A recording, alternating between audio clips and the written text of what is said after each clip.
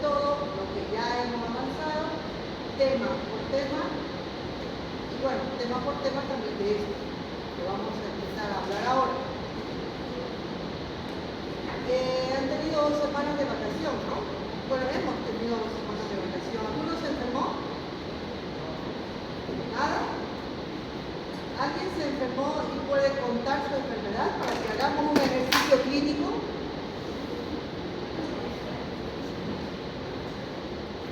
Seguramente se ha enfermado, pero tal vez no quieren compartir, ¿no? Esto está como para de sufrir, que hay que dar testimonio más o menos.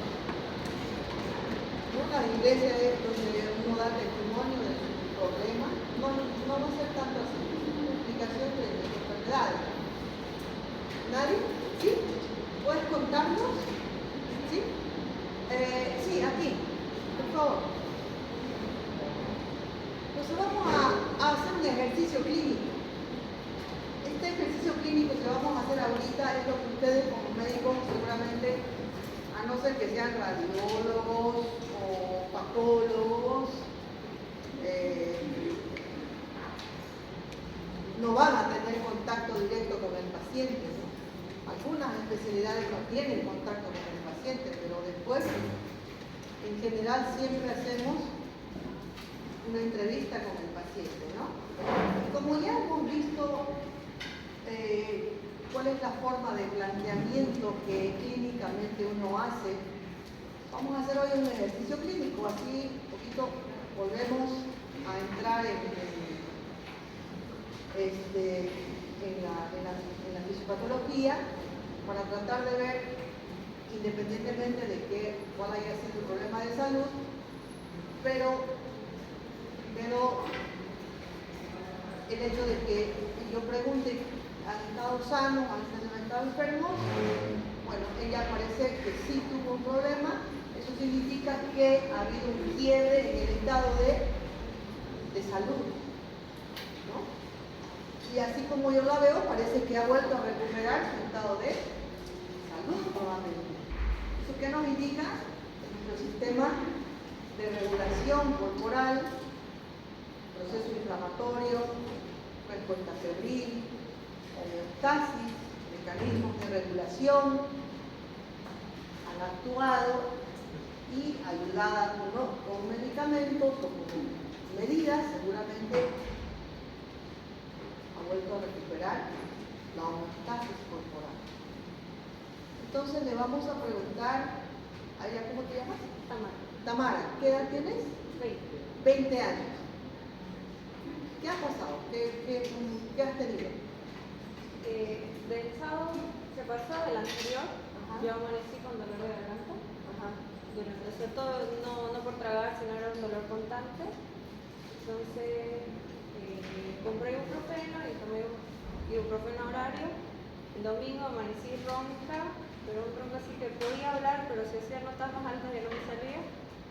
El lunes ya amanecía afónica, ya no me salía nada de voz. El dolor se me pasó el domingo después de tomar ibuprofeno. El martes empecé a moquear, seguía ronca, no podía hablar. Y ya el miércoles empecé a tener tos, en la noche me dio un ataque de tos. El jueves ya empecé a hablar más normal. La tos seguía, se me pasó el resfrío, el moquear. El viernes mi voz ya estaba casi bien y todavía tenía un poquito de tos y ya el sábado ya se me pasó y ya no tenía. Ya estaba bien. Ok. Yo puedo identificar, en el caso que ese sea el motivo de consulta, ¿cuál es el motivo de consulta o la queja principal?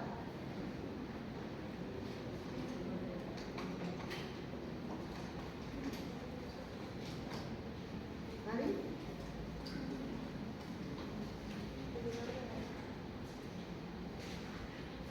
En este caso, estás de paciente. Después le vamos a mostrar si está correcto o no. ¿El dolor de garganta? El dolor de garganta. Sí. ¿Alguien más tiene alguna otra opinión sobre cuál es la queja principal o el motivo de consulta?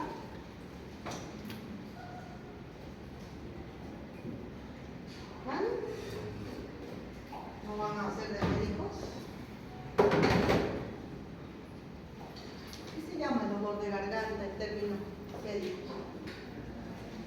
O rinofagia, ¿no?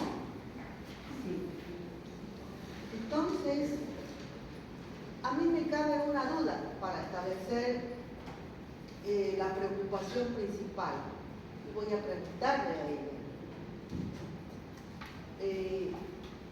¿Qué es lo que más le ha preocupado en estos días? ¿El dolor de garganta, la pérdida de la voz o la tos? La tos. La tos. Y sé que estamos simulando, pero así de verdad. ¿Por qué has venido al médico? ¿Por la tos, por el dolor de garganta o por que perdiste la voz? Porque la tos era seca y la sentía que salía de todo mi pulmón y a veces como que hasta me dolía. Por toser. Entonces, el motivo de consulta es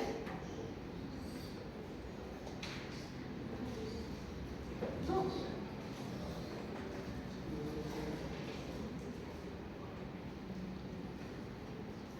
Porque ya nos ha relatado todo el cuadro clínico, ¿no? Pero en este caso, si viene a la consulta, hay que preguntarle qué es lo que, dentro de todo ese cuadro, qué es lo que más le preocupa, qué ha motivado que ella vaya al médico. En este caso, dice que es la tos. Entonces, a partir de ahí, ya nosotros empezamos a estructurar nuestra historia clínica que viene después de establecer el motivo de consulta o queja principal, la historia clínica de la enfermedad actual. ¿Sí es verdad? ¿Sí, no? Sí. Sí. Entonces, decimos, que ya he contado, cuadro clínico de ¿cuánto tiempo? ¿De cuántos días? Así tiene que estar uno para ir calculando los días. ¿Cuántos? Cuadro clínico de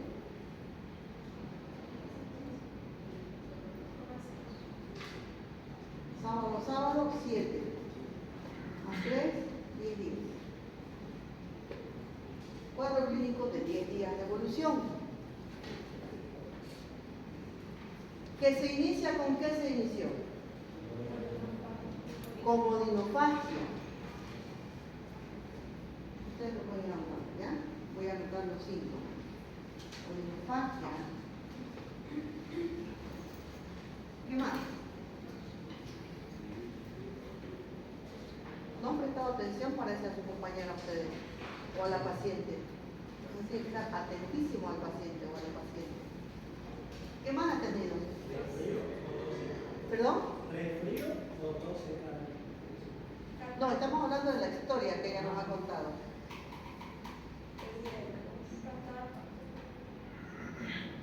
Luego de la odinofagia, después de 3 días, se puso ronca. ¿Qué se llama el enronquecerse? Disfonía. Después de 3 días aparece disfonía, que evoluciona a perdió la voz, afonía. Luego de lo cual presenta tos por catarro. Luego de lo cual presenta congestión. Es algo que nosotros vemos enrojecido, pero no estamos viendo. Estamos hablando de lo que ella nos está contando, pura historia clínica, enfermedad actual. Podemos decir flujo nasal o rinorrea. ¿Sí? Rinorrea. Ahora me falta a mí especificar qué características tenía la rinorrea. ¿Qué color era el moco que te salía? Clarito, verde, con sangre, clarito. Rinorrea transparente, ¿no? ¿Importa eso o no? Sí, importa, por supuesto. Y luego aparece, ¿qué? Tos, que es lo que le preocupa a ella y es el motivo de consulta. Entonces tenemos que ser bien detallistas con la tos. ella ha relatado que era una tos seca. Pero faltan otros datos. ¿Era una tos constante o venía de a ratos? Entonces, tos seca intermitente. ¿Más en el día o más en la noche? Más nocturna.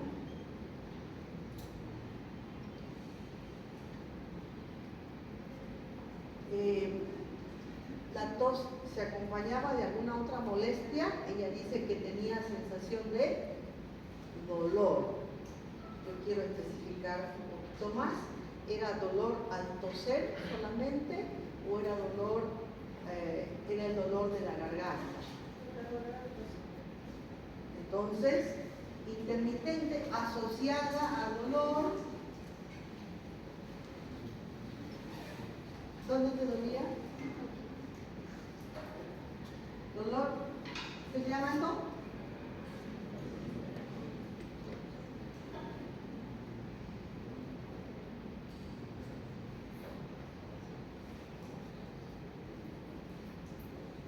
Tercio superior, de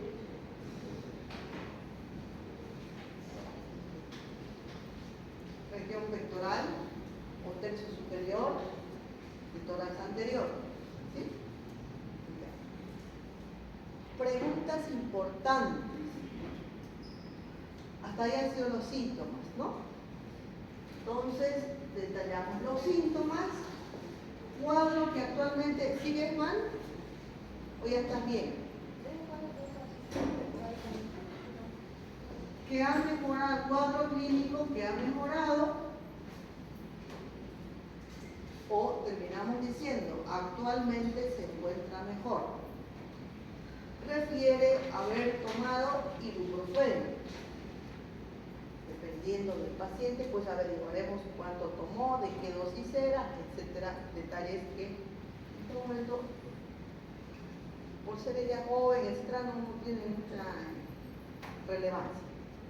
¿Qué les interesaría saber en este cuadro que ella no nos ha comentado?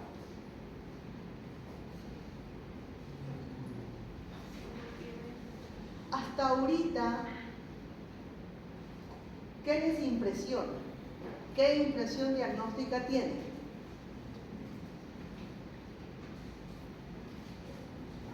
¿Es un cuadro agudo o crónico? Agudo.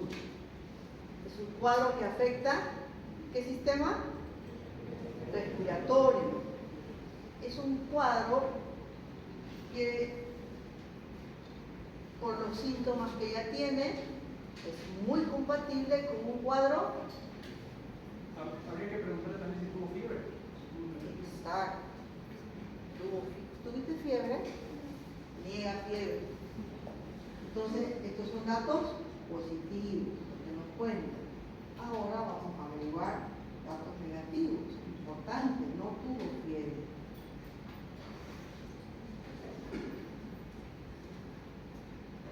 ¿Qué más les interesaría saber?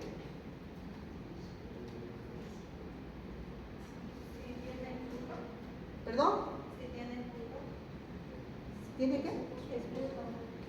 Sí, aunque dijo que era seca, pero es importante también saber, ¿no? ¿Y en algún momento tuviste flema? ¿Botaste flema? Entonces, voy a gripo, tos seca, pero voy a decir niega expectoración. Bueno, ¿cuál es la impresión diagnóstica? Hay una parte que uno hace al final de la enfermedad actual, ¿no? Actualmente, ¿cómo está? En ese momento, ¿cómo está? ¿Cómo te sientes ahora? Actualmente, al momento de la consulta, refiere sentirse bien. Gracias. Entonces, parece que lo hubiéramos preparado, pero no es claro. Bueno, ¿cuál es la impresión diagnóstica? Voy a buscar ya. ¿Cuál es la impresión diagnóstica?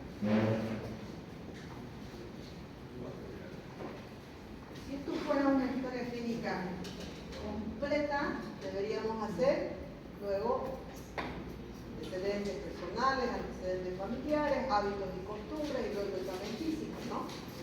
Pero bueno, digamos que lo hemos hecho y tenemos que tener una impresión diagnóstica.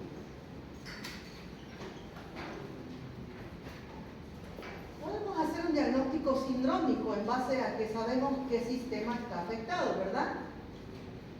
¿Cuál sistema está afectado? Respiratorio. Entonces podemos decir síndrome respiratorio agudo. Pero, ¿qué les impresiona realmente el cuadro que ella ha tenido? ¿Un cuadro bacteriano? ¿Un cuadro viral? Un cuadro viral, ¿no? Podemos decir resfrío común,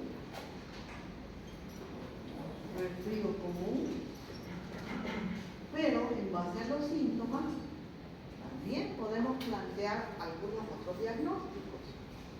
¿Podrá ser influenza?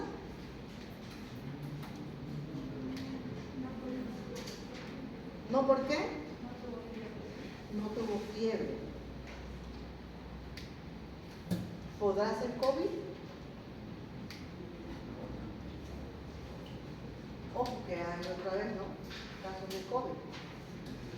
¿Podrá ser COVID?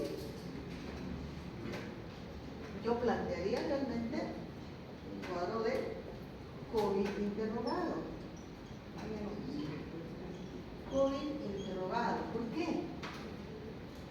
Porque ha tenido síntomas muy sugestivos de COVID. Orinofagia, tos seca y dolor retroesternal. Que si alguien ha tenido COVID aquí, ¿quién tuvo COVID? ¿Cómo fue? ¿Lo leí aquí? Característicamente los pacientes que tuvieron COVID, sí, con síntomas muy repetidos en la gente que tuvo COVID, sentía que le arrancaban en cada acceso de tos, ¿no? Que sentía que le iba a salir cada vez esto como inflamado, como lastimado, como pelado, digamos así. Entonces yo plantearía el diagnóstico también de COVID, interrogado. Doctora, también habría que preguntar si los familiares tuvieron más o menos lo mismo. Si pienso en COVID, los antecedentes familiares o antecedentes epidemiológicos son importantes, es cierto. ¿Qué otro diagnóstico plantearía? Dado que no tuvo ninguna otra complicación, un resfrío común, ¿no? Ah, no, ya planteaba, pusimos el resfrío común, COVID interrogado. Entonces,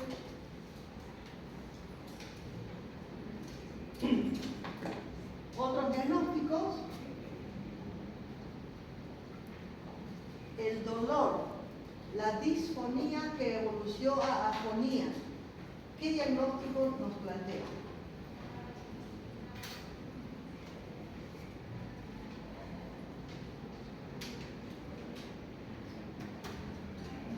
¿Por qué uno se pone disfónico?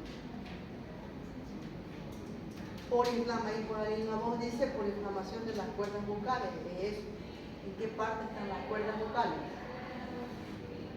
¿En la faringe o en la laringe? En la laringe. Entonces podríamos poner un diagnóstico de laringitis aguda. En el caso, asumamos que ella sí tuvo tos, expectoración, inicialmente blanquecina, que evolucionó a expectoración purulenta y que sigue con tos y sigue con expectoración. ¿Qué diagnóstico cabe? ¿De dónde viene la expectoración?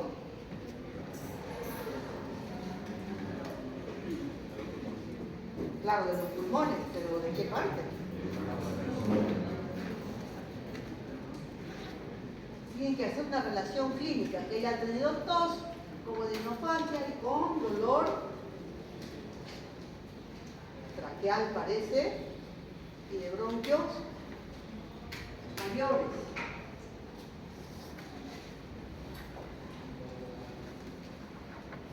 En los alveolos se secreta moco.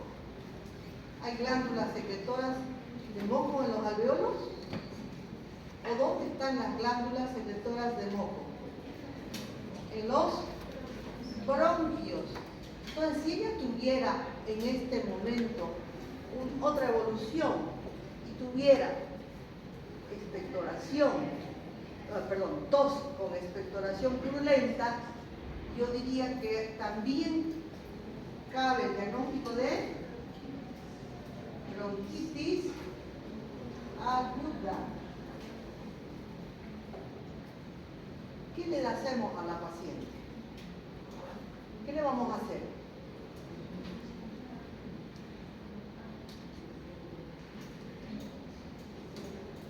Finalizan su consulta, hacen este diagnóstico y tienen que hacer algo. ¿Qué van a hacer? ¿PCR de qué? ¿Oye? ¿Quién dijo PCR? ¿PCR de qué? ¿Para COVID? ¿Sí?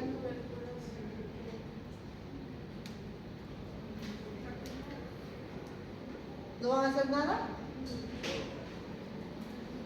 A ver, levante la mano. ¿Quién haría? Alguien dijo por ahí. ¿Qué dijeron? PCR para COVID.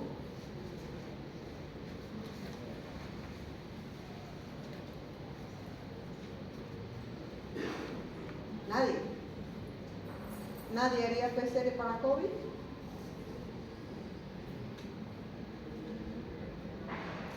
Bueno, yo tampoco. Una prueba cara, que no justifica.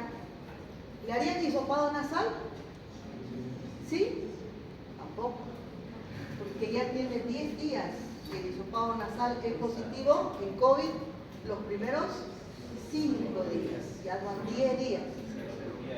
Entonces, ¿qué le vamos a hacer? Una serología ELISA para medir anticuerpos IgG y anticuerpos IgM.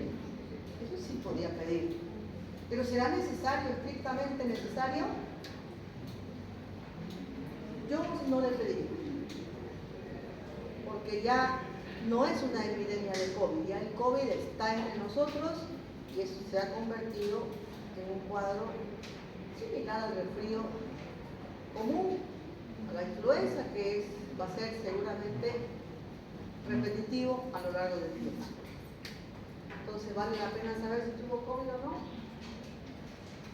Para mí no. Entonces, bueno, ¿qué harían entonces? ¿Una placa de tórax? ¿No? Yo tampoco haría una placa de tórax. ¿Antibióticos? No. ¿Antigripales? Tampoco. ¿Antiinflamatorios? Tampoco. Entonces, ¿qué le hacemos? Le explicamos y le decimos que sí ha tenido un cuadro gripal, que se le inflamó la garganta, y bueno, suponiendo que estaba tosiendo, que ha tenido una inflamación de los bronquios, pero que eso va a pasar y que no necesita nada. Tenemos que explicarlo, ¿no? Bueno, muchas gracias a su compañera por compartir este cuadro clínico.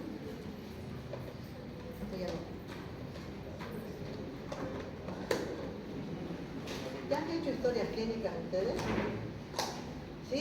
Levanten la mano quien no ha hecho historia clínica. Todos ya han hecho entonces. Bien. ¿Se plantean así? ¿Hacen así su historia clínica? Bueno, esta es una historia clínica fácil, ¿no?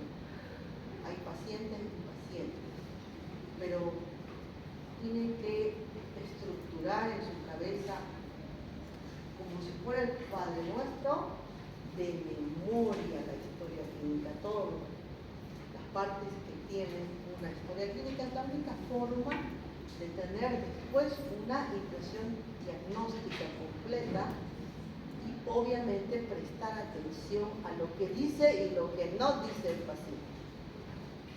Bueno, vamos a ver ahora, casualmente el cuadro que ya han tenido es relacionado al sistema respiratorio. Vamos a ver este paciente cuya historia clínica indica que es un paciente claramente varón de 50 42 años, agricultor, que se queja de tos seca, pero además disnea progresiva desde hace 2 años. Le preocupa que la piel tenga esas manchas así blanquecinas. Es un paciente mío. Evidentemente tiene cambios en la piel. Para mí, por la especialidad y el entrenamiento, ya eso es suficiente para tener un diagnóstico. Pero bueno, eso se llama piel en sal y pimienta, típico de una sola enfermedad en el mundo, que es la esclerosis sistémica progresiva. O esclerodermia, ¿no? Esclerosis sistémica progresiva.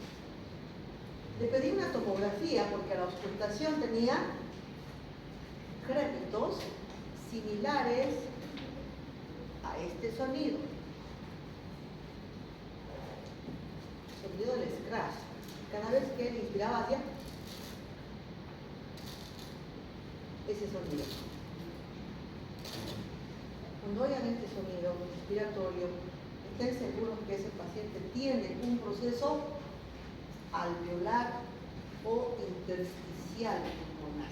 Cuando oigan eso, seguro, no les cabe duda.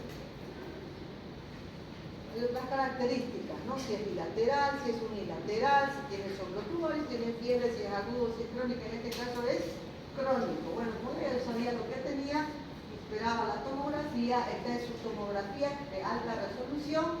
Fíjense que el parénquima pulmonar tiene infiltrados, múltiples infiltrados y regiones cicatrizales que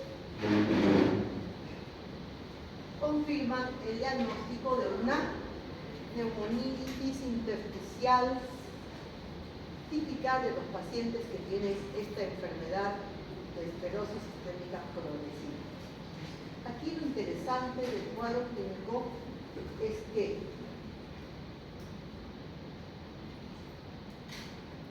solamente con 2 síntomas uno puede saber qué va a pedir. ¿Me voy a gastar en pedirle radiografía de toda simple? No, porque no es lo que me va a dar el diagnóstico. Directamente me salto y le pido una tomografía. A la otra paciente no le pedimos nada. Pero a este señor que tiene casi los mismos síntomas, tos y tos seca, la diferencia es el tiempo de evolución, que se asocia a disnea. Y entonces, hay otro dato principal, que es lo que más le preocupa a él. Miren, no le preocupa ni la tos ni la disnea, le preocupa la piel. Y bueno, estos cambios en la piel, más tos y disnea, el diagnóstico está hecho clínicamente. No necesito yo, ni examinarle más nada, sé lo que tiene. Bueno, tiene una insuficiencia respiratoria crónica derivada de una esclerosis sistémica progresiva con compromiso pulmonar. Compromiso pulmonar es una neumonía, una neumonitis se llama, intersticial. Ahí se ven los infiltrados. De más cerca pueden ver todo lo que ha deformado el parénquima como si fuera un panal de abejas, o también se llama el vidrio despulido. Imágenes en vidrio despulido. Eso es normal hacia los ápices y lo que les he mostrado está en las bases. Otra historia clínica. Vamos a ver un paciente de 16 años de edad con antecedentes de haber sido rescatado de entre una cueva donde había permanecido por 18 días, trata que quedó atrapado accidentalmente junto a sus compañeros al inundarse el interior de la cueva, luego de lo cual no pudieron salir. Refiere que en los últimos días, estando en la cueva, presentó tos progresiva, con expectoración blanquecina, disnea, fiebre y malestar general. Es un cuadro agudo, ¿verdad? Un paciente previamente sano y se le saca, obviamente no le va a pedir una tomografía, le tengo que pedir una radiografía. Y en esta radiografía vemos, ¿quién puede describir esta radiografía, el parénquima pulmonar? ¿Quién puede describir? infecciones tipo algodonosas. Exacto, un infiltrado bilateral que abarca ambos campos pulmonares casi de vértice a base, un infiltrado como si fueran copitos de algodón, un infiltrado bilateral algodonoso. Y el diagnóstico se hace en base a los antecedentes, en una cueva donde había murciélagos y donde la humedad hace que proliferen cierto tipo de hongos. En este caso, una histoplasmosis. Para que ustedes comparen, esta es una radiografía normal y esta es una radiografía con infiltrado. Dependiendo del infiltrado, pues les van a enseñar a ustedes si los copitos de nieve o los redonditos que vemos aquí son de más de medio centímetro o de menos de medio centímetro. Y entonces clasificamos ese infiltrado en micronodular o macronodular. Si es que es de bordes definidos, o como en este caso es de bordes un poco borrosos, así como si fueran copitos de algodón, como dijo su compañera, infiltrado algodonoso, bilateral, y una radiografía de parénquima pulmonar normal. Bueno, entonces vamos a ver que anatómicamente nosotros tenemos lo que se llama el tracto respiratorio superior, que comprende desde la boca faringe, laringe y tráquea. Eso es lo que definimos como tracto respiratorio superior. En el cuadro clínico de la paciente que vimos al inicio, podíamos plantear también un diagnóstico de infección del tracto respiratorio superior, también es un diagnóstico. Y luego tenemos los bronquios, el bronquio fuente derecho e izquierdo, bronquios lobares, bronquios secundarios, bronquiolos terminales y bronquiolos respiratorios que terminan en los alvéolos como tracto respiratorio inferior. Una neumonía es un síndrome del tracto respiratorio inferior. ¿Por qué? Porque afecta a los alvéolos. Una bronquitis aguda o una bronquitis crónica es también un síndrome del tracto respiratorio inferior. Pero además, una clasificación más útil a esta distribución anatómica es que de la boca a los bronquiolos respiratorios solamente nos sirve para que el aire entre. Es decir, ese segmento de boca a bronquiolos respiratorios se llama zona de conducción. ¿Por qué? Porque solamente se ocupa de conducir el aire. Y solamente los alvéolos es la zona respiratoria o zona de respiración, porque solamente en los alvéolos es que se produce el intercambio gaseoso.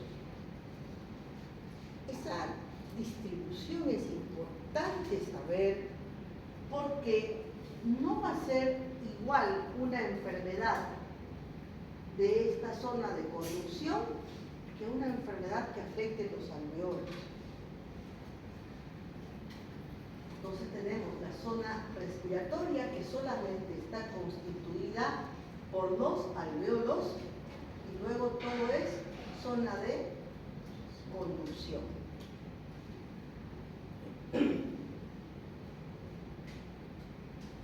Es importante recordar que los pulmones tienen una única función, que es la de intercambio gaseoso, es decir, llevar oxígeno y eliminar dióxido de carbono.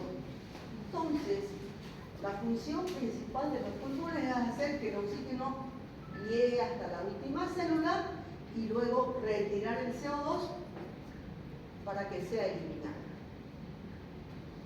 Esta función, que se llama intercambio gaseoso, se hace a través del movimiento del aire durante la inspiración,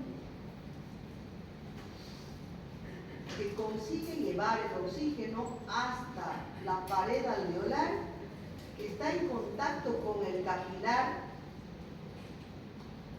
y donde se produce el intercambio gaseoso.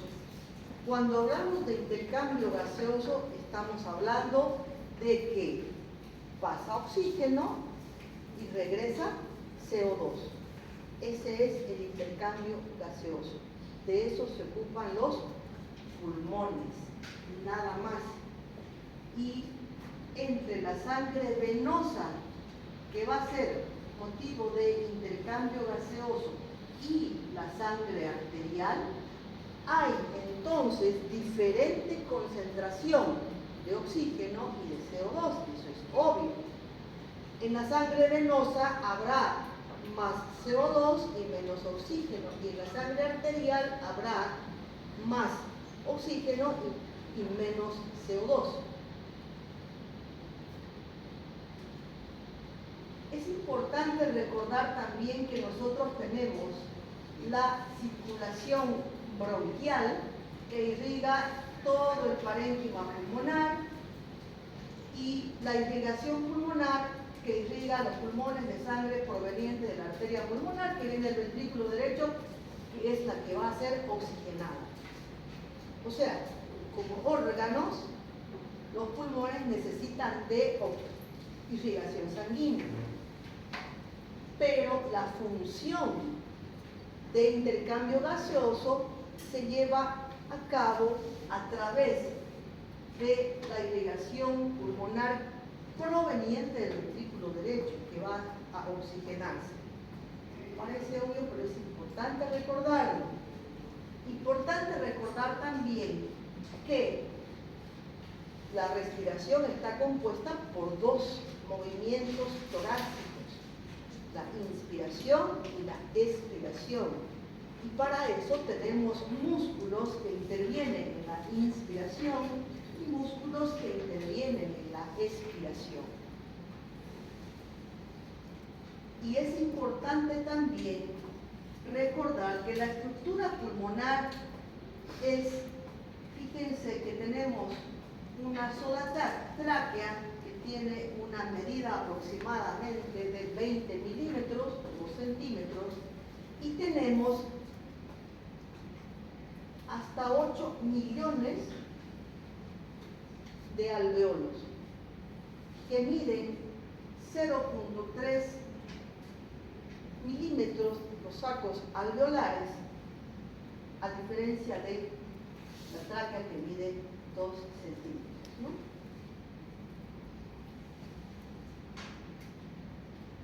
Estos son sacos alveolares y cada bolsita es un alveolo, casi como un racimo de uvas. Cada alveolo está compuesto en su pared por células que tienen elastina y fibras musculares. Cada alveolo recibe irrigación, sangre venosa y sangre arterial. ¿Por qué? Porque tiene que recibir ese tipo de sangre de ambos sectores para oxigenar o para retirar dióxido de carbono.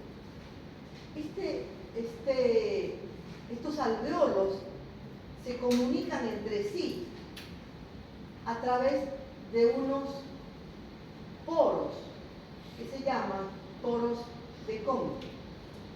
Esos son los poros de Kohn, que se establece una comunicación entre alveolos.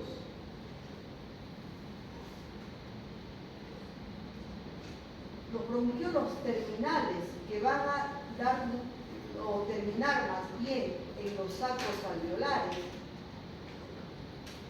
son estos bronquiolos terminales o bronquiolos respiratorios, son unas estructuras de transición hasta los sacos alveolares. Tenemos alveolos cortados, sacos alveolares 8 millones y alveolos más de 300 millones de alveolos. 300 millones de alveolos que según dicen que si nosotros hiciéramos una extensión de todo el lecho alveolar, lograríamos cubrir una cancha de tenis con parénquima pulmonar alveolar. Así es de extensa la cantidad de alveolos, pero eso lo tenemos que traducir en que tenemos una extensa superficie para que se produzca el intercambio gaseoso. Los gases, cuando van de un lado a otro, llamamos que los gases se difunden. Entonces, a ese proceso llamamos de difusión. Van a ir de un lado a otro por un proceso que se llama difusión. Las paredes alveolares contienen neumocitos tipo 1, que constituyen el 95% y que son lugares donde se va a hacer el intercambio gaseoso. Y neumocitos tipo 2, que constituyen el otro 5% junto con los macrófagos, que son productores de algo muy importante, que es el surfactante. ¿Qué es el surfactante? Una sustancia que impide el colapso. Exacto.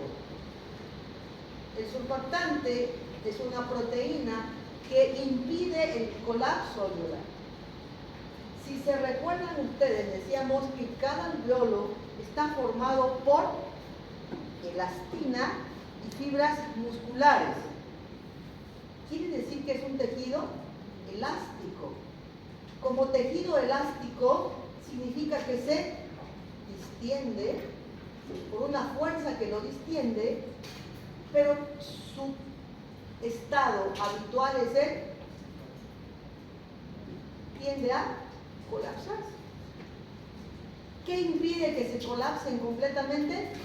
El surfactante. Entonces, los alveolos son bolsitas elásticas que al llenarse de aire se distienden, pero su estado natural es una tendencia al colapso.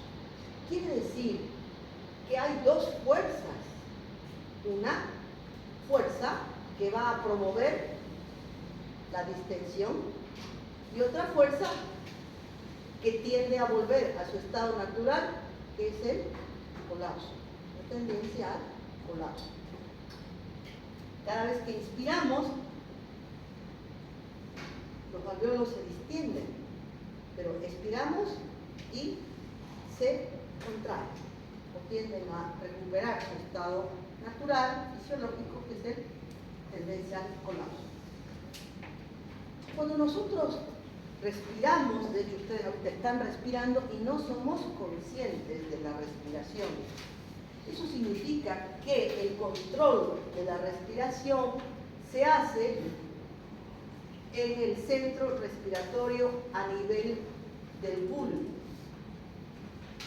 Es un acto involuntario, igual que el latido cardíaco, influenciado por otros factores, CO2, carbonato, oxígeno, lo que quieran, pero está influenciado y es un acto involuntario.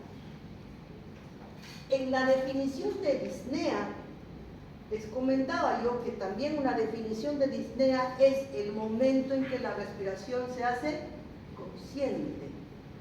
Es decir, cuando siento que tengo que inspirar, porque si no me ahogo, en ese momento la respiración deja de ser solamente vulvar para hacerse consciente a nivel cortical, a nivel de la corteza cerebral. Entonces, cuando el paciente tiene disnea y siente que tiene que respirar, ya la respiración, el acto respiratorio, deja de ser involuntario, solamente el centro respiratorio a nivel de bulbo raquídeo, y se hace cortical. El control nervioso de la respiración se hace a través de nervios respiratorios, el frénico, el onceavo par, el simpático y el parasimpático. Controlado a nivel de la protuberancia y determinado también por quimioreceptores centrales y periféricos que van a controlar y regular de acuerdo a las cantidades de oxígeno, CO2 y carbonato. Por lo tanto, tenemos un control a través de vías eferentes y vías aferentes de la respiración. Y básicamente tenemos los dos movimientos respiratorios que les decía, que es la inspiración y expiración. Cuando inspiramos, entra el aire y baja el diafragma. Al bajar el diafragma, el volumen de gas que tenemos en los pulmones aumenta.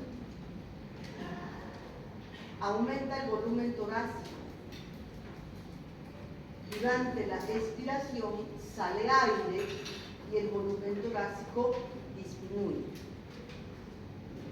Es importante que el aire es expulsado de los pulmones hasta alcanzar esta posición fisiológica de equilibrio entre la presión pulmonar y la presión atmosférica.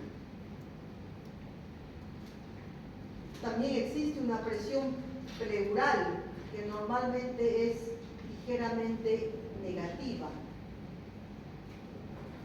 Y es importante entonces saber por qué respiramos, cuál es el mecanismo por el cual nosotros tenemos este proceso vital de intercambio gaseoso. El hecho de que entre oxígeno y difunda oxígeno y salga CO2 al exterior, también por difusión, es por simple diferencia de presión. Nosotros estamos en este ambiente y estamos respirando y hay oxígeno, ¿no? Pero tenemos que pensar que hay moléculas de oxígeno. Tenemos que imaginarnos el oxígeno como lo dibujan normalmente, como bolitas de oxígeno. Dentro de nuestros pulmones también hay oxígeno, pero también hay CO2. Quiere decir que esas moléculas ocupan un espacio y que están en diferente concentración y por lo tanto diferente volumen y por lo tanto diferente presión en el aire atmosférico que dentro de nuestros pulmones y en la circulación sanguínea.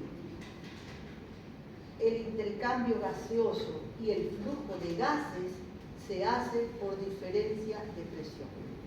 Un gas va a fluir de un lugar de alta concentración a otro lugar de baja concentración. Va a difundir, no fluir, difundir. Se hace por difusión. Entonces, cuando estamos en reposo, la presión alveolar es igual que la presión atmosférica. Cuando inspiramos, la presión alveolar es menor que la presión atmosférica. Cuando expiramos, la presión alveolar es mayor que la presión atmosférica. Significa que es la diferencia de presiones entre el oxígeno atmosférico y el oxígeno alveolar que hace que haya difusión de estos gases.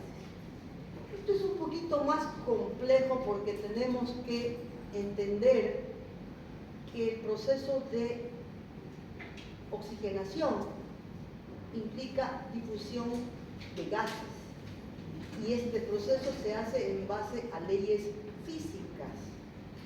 Leyes físicas. Y el mecanismo que permite que haya intercambio gaseoso nuevamente entre oxígeno y CO2, se basa en estas leyes físicas o leyes de los gases.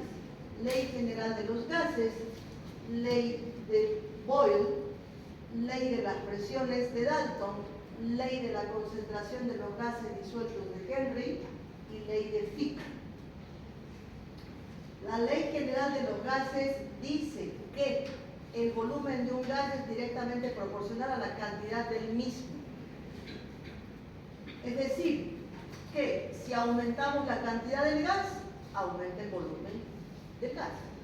Si disminuimos la cantidad, disminuye la cantidad de gas. Ley general de los gases. Aquí viene un poquito, tal vez algo más complejo, pero en realidad no es. La ley de Boyle, que dice que la presión de un gas en un recipiente cerrado es inversamente proporcional al volumen del recipiente a una temperatura constante. Es decir, que si la presión aumenta, el volumen disminuye. Si la presión disminuye, el volumen aumenta, inversamente proporcional. Esta ley de Boyle es tan importante, que la recordemos, porque explica el flujo de aire hacia el pulmón durante la inspiración. Estos son dos recipientes y vemos que en el mismo recipiente y a temperatura normal, constante,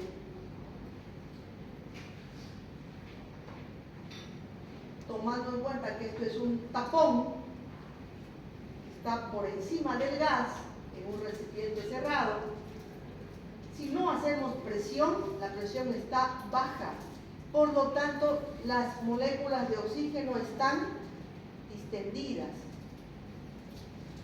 y ocupan un mayor espacio, el volumen es alto. Pero si yo aprieto, meto más la tapa de la misma cavidad, hago presión. Entonces, aumenta la presión y las moléculas se amontonan y disminuye su volumen. Esa es la ley de Boyle. Durante la inspiración sucede esto. Aumenta la presión, pero baja el volumen.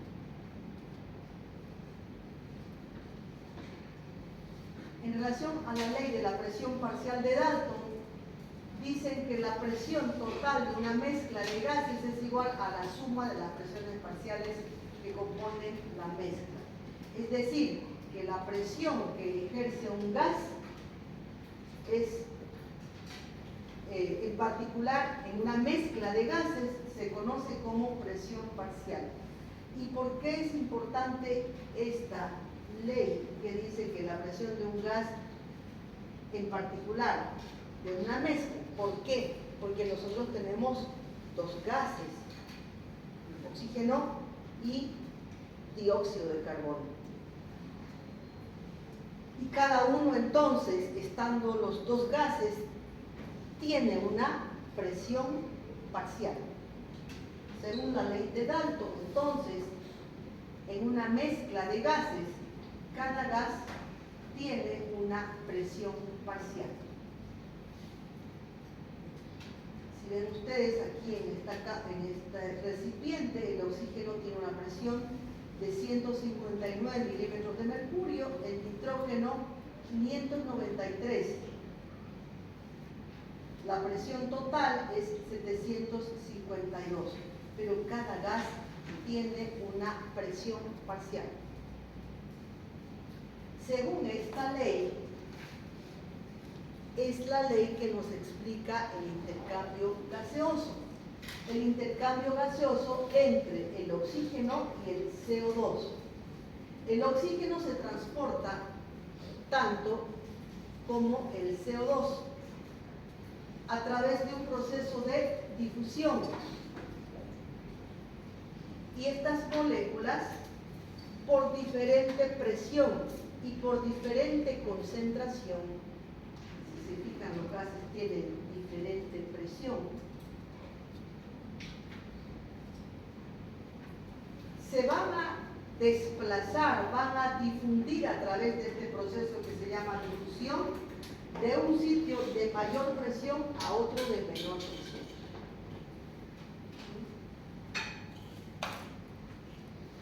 Tanto el oxígeno como el CO2 son moléculas simples que se mueven libremente solamente por difusión y por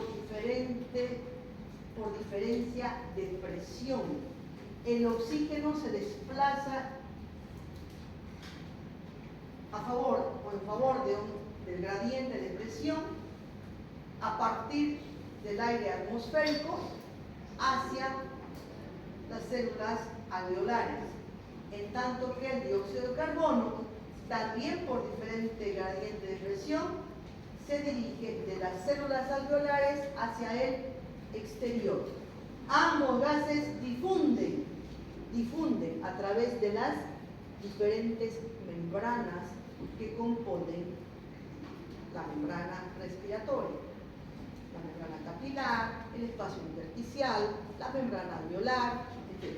Ahora lo vamos a ver. Esta ley de Henry también nos dice que la disolución de un gas en un líquido, imagínense el oxígeno que está en la sangre, va disuelto, la disolución va disuelto, igual el CO2 va disuelto en la sangre venosa. La disolución de un gas en un líquido depende de la presión y la temperatura. Aplicado a la respiración, la cantidad de oxígeno que se disuelve en el torrente sanguíneo es directamente proporcional a la temperatura y a la presión parcial de oxígeno en el aire alveolar. Esto es lo que podemos observar cuando tenemos una Coca-Cola, una botella, que es una solución, cualquier solución, en este caso digamos agua saborizada, que le ponen a presión dióxido de carbono y lo envasan. Si nosotros tenemos la botella en una sola posición, va a ocupar un volumen, va a tener una presión.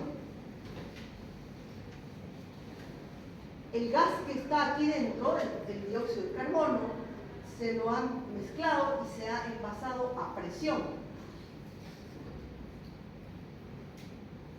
Para que este gas se disuelva, tiene que ser disuelto en el líquido,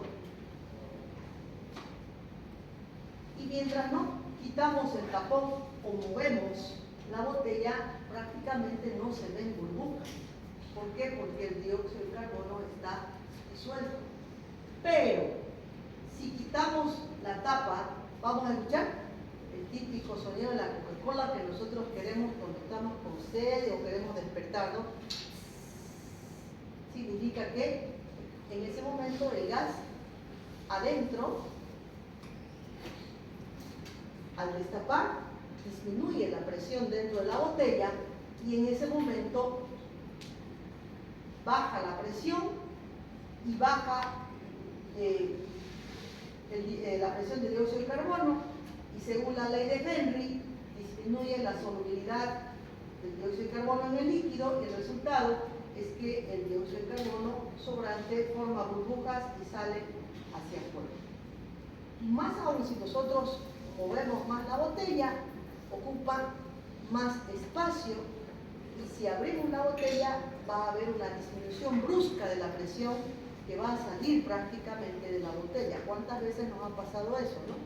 Que se derrama toda la bebida en la mesa cuando es una bebida que ha sido movida. Este mismo fenómeno es el que sucede a los buceadores, que tienen un tubo de oxígeno, ¿no? Cuando están en la superficie, están a una baja presión, pero si se sumergen y conforme se van metiendo profundamente, va a producirse una compresión del agua que va a terminar en una igual, se van a igualar las presiones. En el momento en que el paciente sale, se va descomprimiendo. Cuando estamos abriendo la tapa de la Coca-Cola, ¿no? Se va descomprimiendo. Si abrimos muy rápido, ¿qué pasa? Explota, ¿no? Entonces, abrimos despacito. A un buceador que ha ido a profundidades es como sacar la botella, la tapa de una botella de Coca-Cola que ha sido movida y que ha estado a gran presión y de pronto tiene como una válvula de escape que escapa las burbujas de dióxido de carbono. Entonces, si a este paciente que ha estado a una presión donde se concentra el gas, se lo saca rápidamente, sucede el mismo fenómeno que la Coca-Cola. El dióxido de carbono empieza a burbujear en los pulmones, hay un exceso de esas burbujas y se produce una embolia gaseosa y se muere el buceador, ¿no? Dice aquí, el buceo a grandes profundidades puede ser peligroso, sobre todo cuando tenemos que volver a la superficie. Cuanto mayor la profundidad, mayor la presión. Y también mayor la presión en la que tiene que respirar. Eso hace que los gases se disuelvan mejor. La presión hace que los gases estén más disueltos, sobre todo si la temperatura es baja. En estas condiciones, a gran presión, el submarinista no aprecia ningún cambio. Sin embargo, si trata de subir a la superficie, el descenso de la presión provoca que el nitrógeno disuelto por el tubo de oxígeno alcance un nivel de saturación y forme burbujas, produciéndose una embolia gaseosa que puede causarle la muerte inmediata. La otra ley es la ley de Fick, que esta ley dice que la velocidad de difusión a través de una membrana es directamente proporcional al gradiente de concentración de la sustancia en ambos lados, ¿no? Difunden entonces de un sitio de alta concentración a un sitio de baja concentración. Y es lo que sucede entre los capilares y los alveolos. Los gases fluyen de un lugar de alta concentración a un lugar de baja concentración.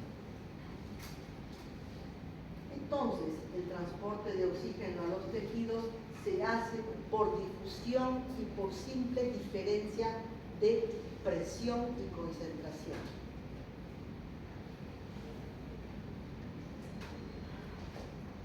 La presión de oxígeno a nivel del mar es del 20.93%, que equivale a 159 milímetros de mercurio. ¿Nosotros a qué nivel estamos del mar? 400 metros sobre el nivel del mar.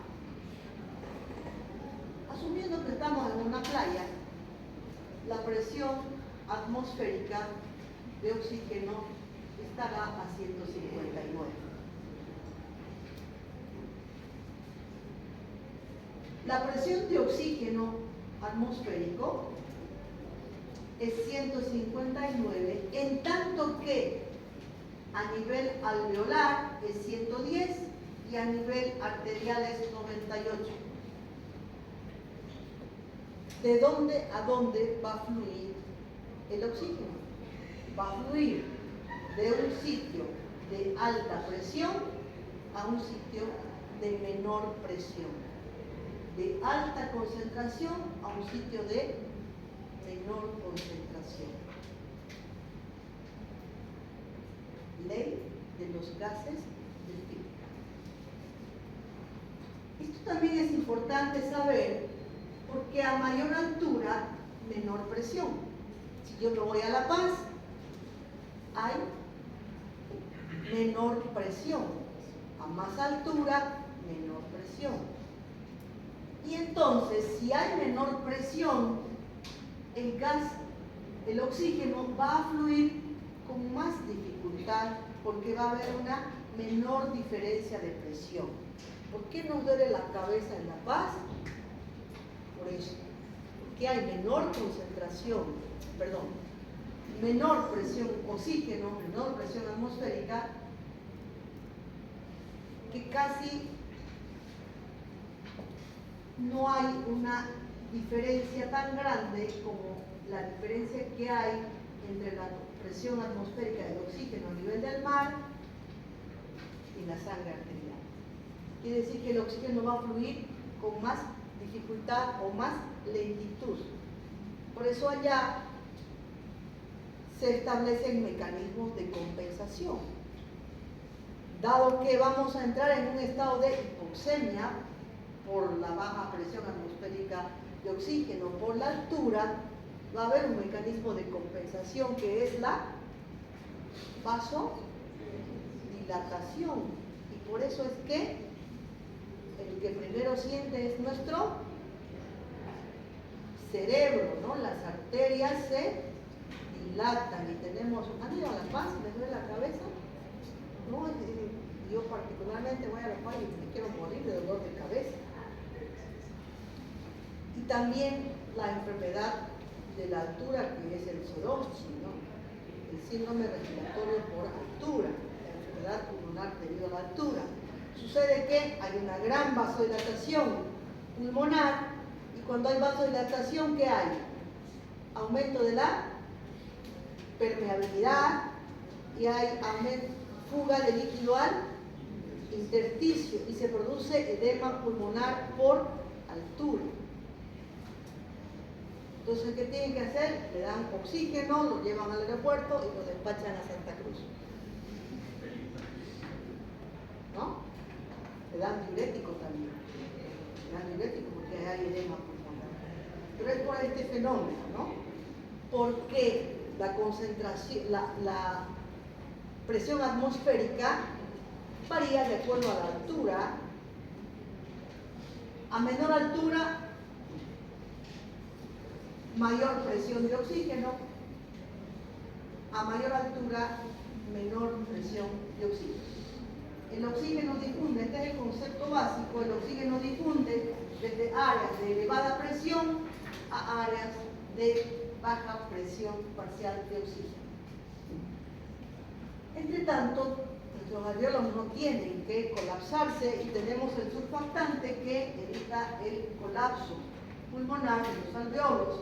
Por lo tanto, facilita el intercambio gaseoso, estabiliza la estructura pulmonar y evita el edema pulmonar por alta tensión superficial o lo que se llama enfermedad de membranas hialinas del recién nacido, ¿no?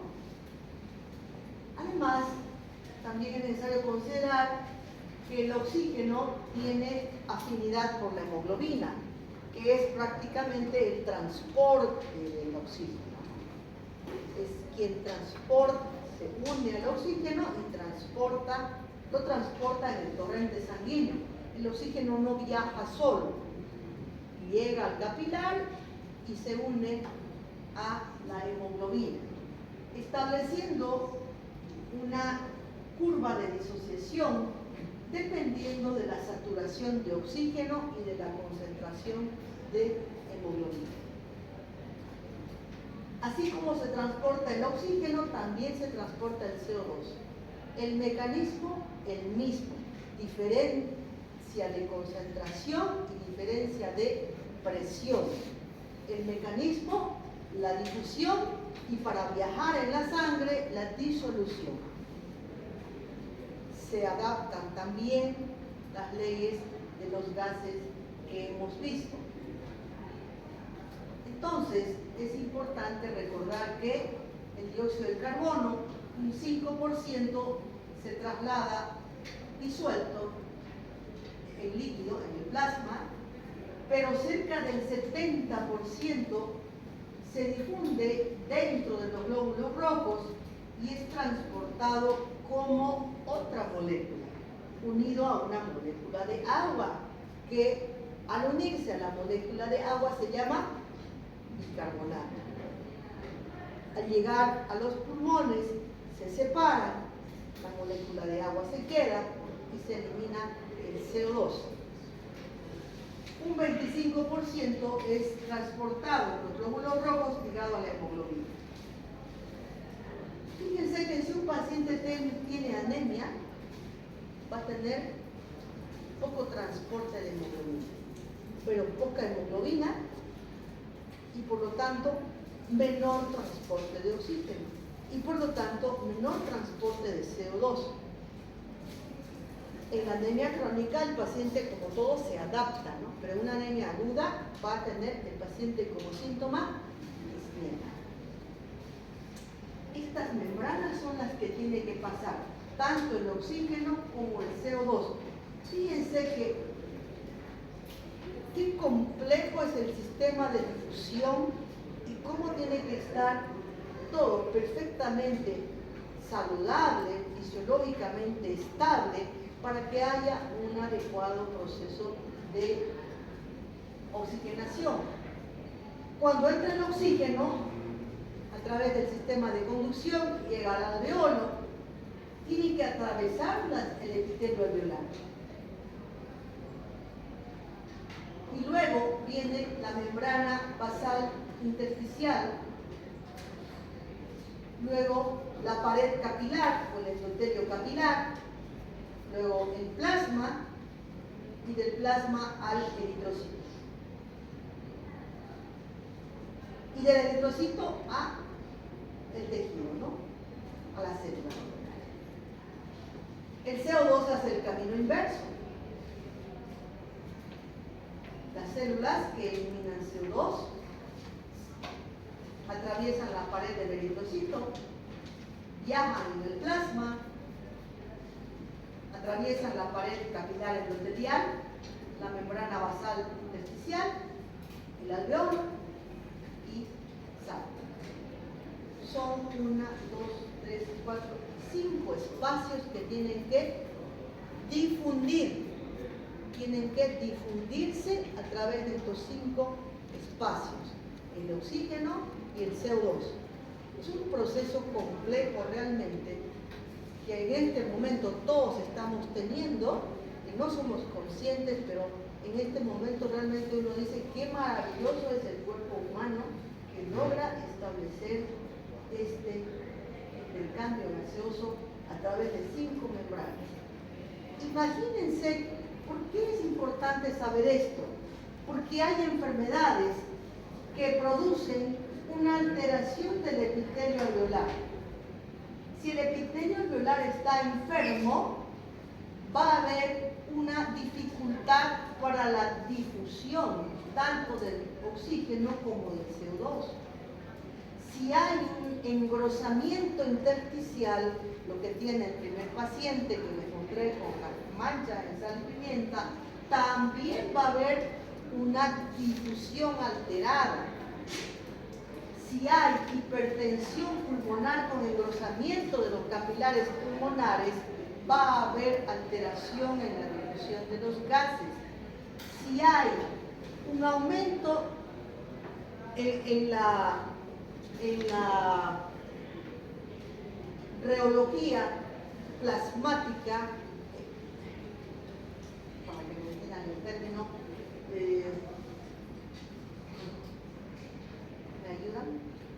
qué quiero decir, ¿no? ¿No sabe qué quiero decir? ¿Perdón?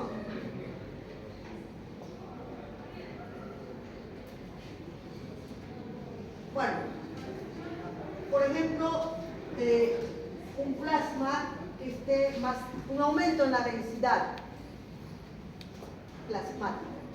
También las moléculas van a tener dificultad en difundir. Y si hay un trastorno en la pared del eritrocito, también van a tener dificultad. Entonces, ¿cuántas enfermedades afectan la membrana alveolar? ¿Cuántas enfermedades afectan el intersticio pulmonar, la pared capilar? ¿Cuántas enfermedades pueden afectar la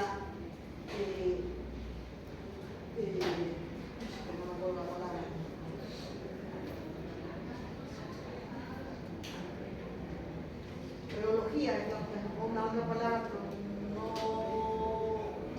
no es exactamente eso.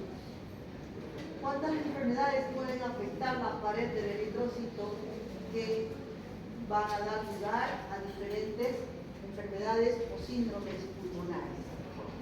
Graficado de esta manera también vamos a ver que aquí está un eritrocito y el gas tiene que difundir por todo este espacio hasta llegar al alveolo, el CO2 y el oxígeno tiene que hacer el camino de ida también hasta el glóbulo rojo para ser transportado. Entonces nosotros tenemos tres procesos que van a dar lugar a que estemos bien oxigenados. El primer paso es la ventilación, es el ingreso de aire. Hemos separado entonces en dos segmentos, ¿no? Los segmentos solamente que conducen el aire y que están encargados de la ventilación. En una bronquitis la ventilación está alterada, reducida. En una crisis asmática que se produce broncoespasmo, disminución del calibre de los bronquios, la ventilación va a estar disminuida. Luego, la difusión, que es el intercambio gaseoso, y luego la perfusión.